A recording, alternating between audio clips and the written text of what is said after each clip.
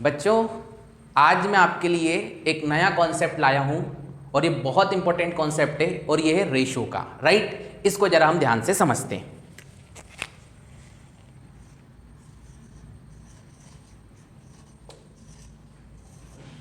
देखिए, कभी कभी जब आप कॉम्पिटिटिव एग्जाम को दे रहे होते हैं तो कुछ क्वेश्चन के जो फॉर्मेट है कुछ इस वे में होते हैं।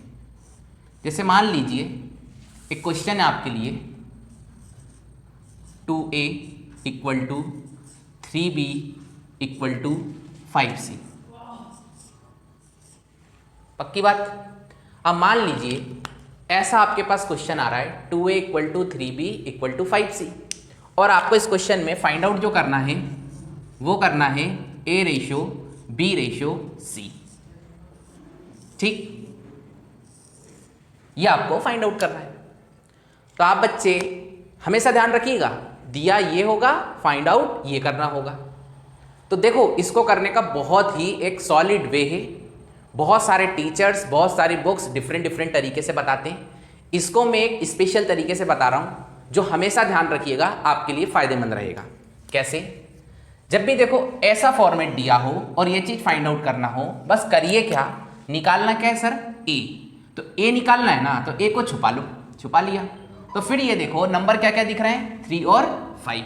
तो जब ये 3 और 5 नंबर दिखने लग रहे हैं तो बस सर जो दिख रहा है उसका अपन इंटू कर दो, 3 इंटू 5।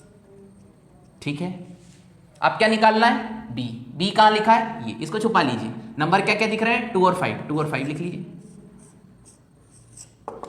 ठीक है, और अब क्या निकालना है, सी। सी कहाँ लिखा है, यहां, इसको छुपाइए, 2 इंटू 3। ठीक है, अब इसके बाद ये देखिए क्या कुछ कटने लग रहा है, नहीं कट रहा है, तो बस मल्टीप्लाई कर दीजिए। 5 दिया 15, 5 दूनी 10, 3 दूनी 6, कुछ कट तो नहीं रहा। तो यही हमारा सर फाइनल आंसर है। ठीक, तो हमेशा ध्यान रखना, जब भी इस फॉर्मेट में सिचुएशन बने, इसमें आपको सॉल्यूशन चाहिए हो तो बस करिए कुछ इस तरीके से। ठीक है, एक नया क्वेश्चन मैं आपको दूंगा, पहले आप आराम से बनाइएगा, उसके बाद आप इसको सॉल्व कीजिएगा। जैसे मैं एक नया क्वेश्चन आपको दे रहा हूं, जैसे मान लीजिए ऐसा लिखा है 5b equal to 3c equal to a और आपको इस बार निकालना है c ratio b ratio a। ठीक, तो एक बच्चा बोलेगा कि सर ये तो आपको दिया है, ये फाइंड आउट करना है, पर सर यहां तो कोई नंबर लिखा नहीं है। अरे नहीं लिखा तो 1 मान लो, क्या इश्यू है। ठीक है, जब कुछ चीज नहीं लिखी होती तो हम क्या मान लेते हैं, 1।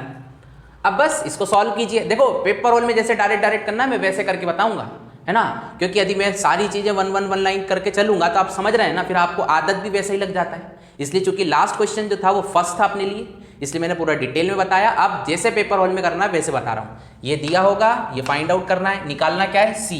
तो सी को छुपाएंगे किसका, इंटू 5 और 1 का, तो आंसर क्या आएगा सर, 5। निकालना क्या है, बी। बी को छुपाइए, 3 और 1 का इंटू क्या आएगा, 3। निकालना क्या है, ए। ए यहां पे लिखा है, इसको छुपाइए, इन दोनों का इंटू कीजिए, कितना आएगा, 15। ठीक है, ऐसे बच्चों ढेरों फॉर्मेट होते हैं, ढेरों सिचुएशंस होती हैं, ढेरों कॉन्सेप्ट होते हैं, बट आपने क्या करना है, जो मैं सिखा रहा हूं पहले अच्छे से समझना है, इसके सेल्फ नोट्स बनाना है। ठीक है, उसके बाद आप खुद पाएंगे कि मेरे जब 20 से 22 वीडियोस आ जाएंगे ना, तो आप बहुत सारी चीजें बहुत फास्ट तरीके से कर पा रहे होंगे। ठीक है, तो ये अभी पहला टाइप था रेशो के अंदर। ठीक है, अब फॉर्मेट थोड़ा सा मैं चेंज करूंगा। क्या चेंज करूंगा अभी बताता हूं आपके सामने, है ना। चलिए, हाँ बच्चों, अब देखिए सिचुएशन कुछ इस टाइप की बन जाए। कैसी, यहां लिखा है a/2 equal to b/3 equal to c/5। ठीक है, फाइंड आउट क्या करना है, वही रेशो निकालना है, a ratio b ratio c। तो पहले ये सोचो जो मैंने लास्ट टाइम पढ़ाया उसमें और इसमें डिफरेंस क्या है। तो आप बोलेंगे सर कुछ नहीं है, ये जो वैल्यूज थी लास्ट टाइम सामने थी, इधर आगे, इस बार अपॉन में आ गई, यही है ना। तो ध्यान रखो बच्चों, हमेशा ध्यान रखना, जब भी वैल्यूज नीचे आ जाए और सामने कुछ नहीं हो, बस ऊपर क्या हो, वो अल्फाबेट हो रेशो वाला और नीचे वो नंबर हो।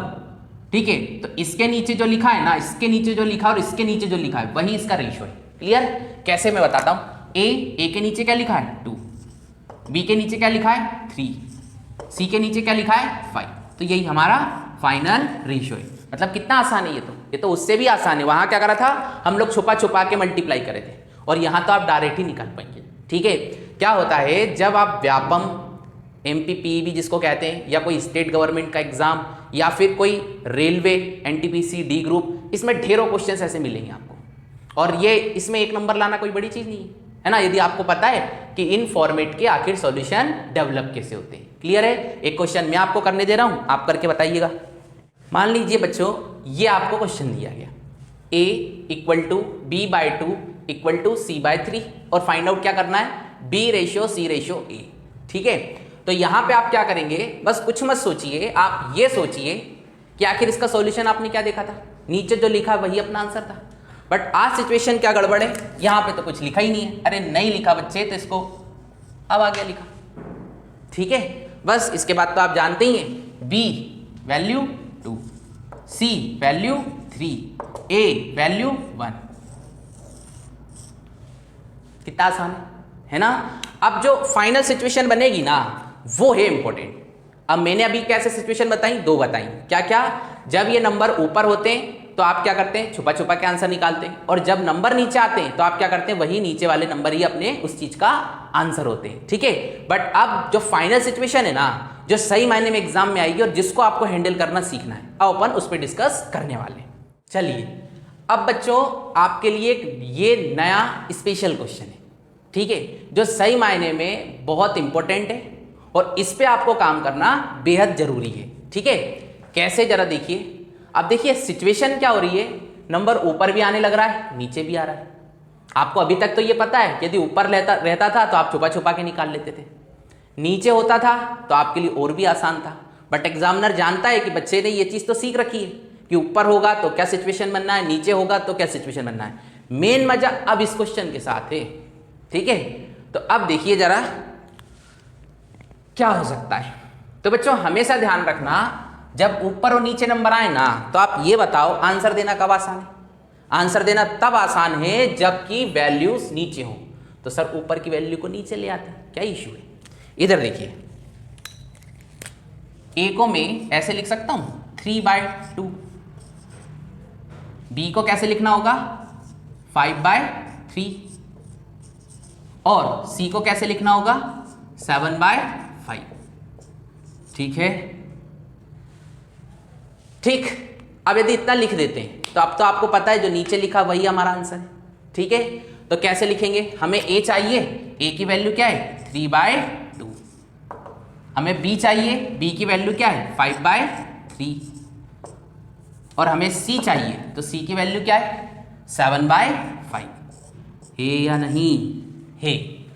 हमेशा ध्यान रखना, always in your mind, ratio को जो है ना P/Q के फॉर्म में नहीं लिखा जाता। जैसे लिखा है ना P/Q के फॉर्म में, ये भी P/Q के फॉर्म में, ये भी P/Q के फॉर्म में, ऐसे जनरली नहीं लिखा जाता। ठीक है, इसको सही फॉर्मेट नहीं मानते, या हम ऐसा कह सकते हैं कि ये फॉर्मेट में हमको आंसर जो फाइनल होता है वो नहीं दिया होता है। तो इसके लिए क्या करेंगे, कुछ नहीं करेंगे, एक टाइम और कुछ सीखेंगे। क्या करेंगे देखिएगा, इस नंबर का मल्टीप्लाई किसके साथ करेंगे, इन नीचे के 2 नंबर के साथ। मैं चूंकि फर्स्ट क्वेश्चन है इसलिए थोड़ा डिटेल में बता रहा हूं, पेपर हॉल में इतना डिटेल में नहीं करना है ना। पेपर हॉल में कैसे करना वो मैं अगले क्वेश्चन से आपको सिखा दूंगा। ठीक है, अभी चूंकि फर्स्ट क्वेश्चन है, हर टाइप का बच्चा क्लास के अंदर अलग अलग होता है। ठीक है, किसी को फास्ट समझ में आ जाता है, किसी को नहीं आता है। ठीक है, मुझे आपको चूंकि क्या 0 लेवल से तैयार करना है, तो मुझे हर तरीके से बच्चे के लिए वर्क करना ही होगा।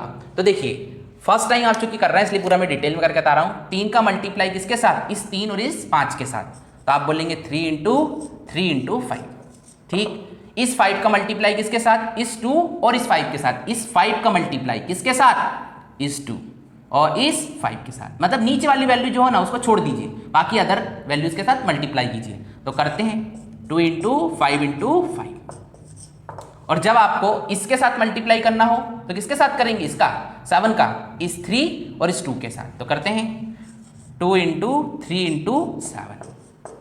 ठीक है, अब ये देखिए क्या कुछ कटने लग रहा है क्या। तो मान लीजिए 3 से काटते हैं तो 3 यहाँ अवेलेबल नहीं है, इसलिए कुछ भी नहीं कट रहा है ना। 2 बिल्कुल कुछ नहीं कट रहा है, तो बस सर मल्टीप्लाई करते हैं। 5 तिया 15, 15 तिया 45, 5 25, 25 दूनी 50 और 7 तिया 21, 21 दूनी 42। सर कुछ कटेगा क्या? कुछ नहीं कट रहा है, तो सर यही हमारा फाइनल रेशियो है, आंसर है।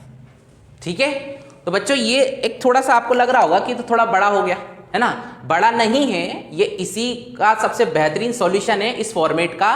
बट हुआ क्या है, मैंने थोड़ा सा डिटेल में करके आपको बताया है, इसलिए वो आपको बड़ा नजर आ रहा है। ठीक है, मैं क्वेश्चन आपको दे रहा हूं और उसको पेपर हॉल में कैसे डायरेक्ट करना है ये मैं आपको करके दिखाता हूं। ठीक है, देखते हैं अगले क्वेश्चन को। मान लीजिए बच्चों ये आपके लिए एक नया क्वेश्चन है, ठीक, और इसको आपको सॉल्व करना है। तो आप बोलेंगे सर ये तो थोड़ा टेंशन वाला हो गया, कुछ के लिए तो हो ही गया होगा, है ना। तो जिनके लिए नहीं हुआ है बहुत अच्छी बात है, और जिनके लिए हो गया है तो सर मैं किस काम आऊँगा। इधर देखिए, करिए कुछ बात, यहाँ नीचे कुछ नहीं लिखा है, अरे नहीं लिखा तो 1। अब एक बच्चा कह रहा है सर ऊपर कुछ नहीं लिखा, अरे नहीं लिखा तो 1, क्या इशू है। ठीक, अब उसके बाद आप जानते हैं आंसर देना कब आसान है, जब नीचे वैल्यूज हो। तो आप क्या करिए, जो ऊपर वैल्यू उसको सर हम डायरेक्ट नीचे लिख देंगे। ठीक है, अब हम एक एक लाइन लिखेंगे नहीं जैसे लास्ट क्वेश्चन में करा था, क्योंकि वो मैंने सिखाना था। अब आप सीख चुके हैं तो डायरेक्ट कैसे लाएंगे उसको देखिए। जैसे मान लीजिए बी निकालना है, तो बी का वैल्यू वैसे बनना तो चाहिए था 1, पर ये 3 भी तो है, इसको भी तो एडजस्ट करना है, तो 1/3। जिसको नहीं आया सर इसके पहले का क्वेश्चन देखिएगा ध्यान से, आपको आएगा। ठीक है, देखिए बने रहेंगे ना तो आप सीख पाएंगे। और आप सब सोचे ना कि ये क्वेश्चन नहीं आया है, चैनल बेकार है, टीचर बेकार है, सर ऐसा नहीं होता है ना। खुद का भी एक इच्छा जगाइए कि आपको सीखना है, और यदि आप खुद का इच्छा जगाएंगे ना और उसके लिए थोड़ा सा काम करेंगे मेरे साथ, तो आप फील करेंगे कि सही बात है, कोई एक टीचर एक वीडियो उस सारी बात को सिखा सकता है जो आप सीखना चाहते हैं। ठीक है, इच्छा शक्ति को जगाइए, दैट इज वेरी इंपॉर्टेंट। अब निकालना है ए यहाँ लिखा है, उसके नीचे क्या है 2, और ये 1 को भी एडजस्ट करना है, चाहे लिखो चाहे नहीं, आप समझते होंगे 2/1 आ जाएगा, है ना। या अकेला 2 लिख दीजिए, 2/1 लिख दीजिए। अब आपने सी लिखना है, तो सी क्या होगा 6, और ये ऊपर का 5 भी तो एडजस्ट होगा, तो सर क्या होगा 6/5। ठीक, अब हमने आपको बताया था p/q के फॉर्म में तो आंसर देते नहीं है, तो आप कैसे देंगे, 1 का मल्टीप्लाइज 1 और 5 के साथ, तो क्या आएगा सर 5। ठीक, इस 2 का किसके साथ, 3 और 5 के साथ मैं डायरेक्ट कर रहा हूं, 3 × 2 6 होगा, और 6 × 5 30 होगा। अब वैसे ही इस 6 का मल्टीप्लाई 1 और 3 के साथ, तो कितना होगा सर 18। तो चूंकि ये तो कटने वाला है नहीं, तो यही हमारा सर फाइनल आंसर है। ठीक है बच्चों, अभी क्या है, ये जो मेरा चैनल है ना, ठीक है, ये मेरे लिए भी नया है, मेरा जो सपोर्टर भाई है उसके लिए भी नया है ना। तो हम लोग क्या है बहुत सारी चीज़ों को बना रहे हैं। ठीक है, तो अभी स्टूडियो भी नया है हमारे लिए, सिचुएशन भी पूरी नई है, मैं ऑफलाइन मार्केट में काम करता तब तक, तो सिचुएशन कुछ ऐसी है कि सर इसमें थोड़ा सा हमें एडजस्ट होने में टाइम लग रहा है ना। तो अभी 1, 2 या 3 दिन वीडियोस जो हैं 1 या 2 ही आपको मिलेंगे, और जब एक बार सारी चीज़ें हमारा सेटअप तैयार हो गया, फिर एक दिन में मैं आपको 3-3, 4-4 तक वीडियोस बहुत अच्छी दे दूंगा। बस करना आपको 2 काम है। क्या, पहले तो जो मैंने चीज़ सिखाई है इसको बहुत अच्छे से सीख लीजिए, दूसरी इसके नोट्स बना लीजिए, है ना। और लास्ट, यदि आपको मेरे वीडियोस, मेरा काम पसंद आता है, ठीक है, मेरी टीम मेंबर्स का काम पसंद आता है, तो सर इस अच्छे काम को आगे बढ़ाइए, है ना। मैं आपको कितनी कुछ सारी चीज़ें दे जाऊंगा ये आप अभी फील भी नहीं कर पा रहे हैं, बट मुझे सपोर्ट की ज़रूरत होगी, है ना। और सपोर्ट में आपको कुछ नहीं करना, मेरे चैनल को सब्सक्राइब कीजिए, ठीक है। और यदि जो अच्छे वीडियोस आपको लगते हैं प्लीज़ इसको शेयर भी कीजिए, है ना, क्योंकि ज्ञान ही एक ऐसी चीज़ है जिसको आप जितना बांटेंगे ना ये बढ़ेगा। ठीक है, तो ठीक है बच्चों, हम अगली बार मिलेंगे कुछ नए कॉन्सेप्ट के साथ। ये मैंने एक छोटा सा रेशो का आपका कुछ कॉन्सेप्ट सिखाया, ऐसे मेरे पास ढेरों कॉन्सेप्ट हैं, उनको पहले अच्छे से सीखिए, और सीखने के बाद फिर हम चैप्टर वाइज, जो आप चैप्टर बोलेंगे अरिथमेटिक के, वो स्टार्ट कर रहे होंगे, और वो सारे क्वेश्चंस जो आपको दिक्कत देते हैं या आपको बहुत भारी लगते हैं उनको मैं बेहद ईजी वे में सॉल्व कराऊंगा। ठीक है, चलिए बच्चों, थैंक यू।